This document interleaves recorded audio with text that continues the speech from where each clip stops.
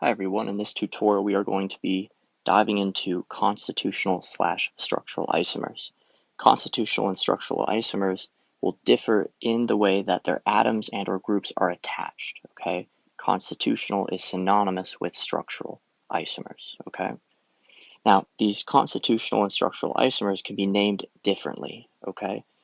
And atoms and groups are located at different positions. Let's look at some examples. Here you have a 1,3 disubstituted ring, but here you have a 1,4 disubstituted ring. These are built differently. They are constitutional isomers.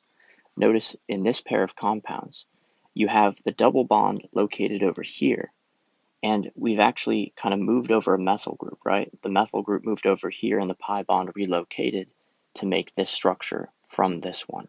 They are built differently. Carbon atoms are legitimately in different places, and the location of the pi bond is different, but they do have the same molecular formula, okay?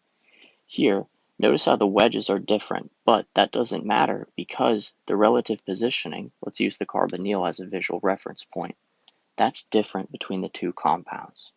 So the stereochemistry can differ, that's fine, but here, these are constitutional isomers because the arrangement of atoms and groups are different. Also notice that the oxygen in the ring is at a different location. In the right compound, it's bonded directly to the carbonyl, whereas here it's one removed, okay? Atoms are in different places along the carbon-hydrogen framework, constitutional/structural isomers. Here the methyls are on adjacent carbons. However, now one of the methyls is on the nitrogen. We have the molecules built differently.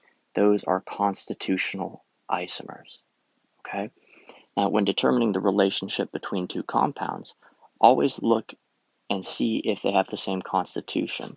If the constitution differs, 1,3 versus 1,4 substitution, it doesn't matter what the prospective wedges are, their constitution differs, and therefore they are constitutional/structural isomers.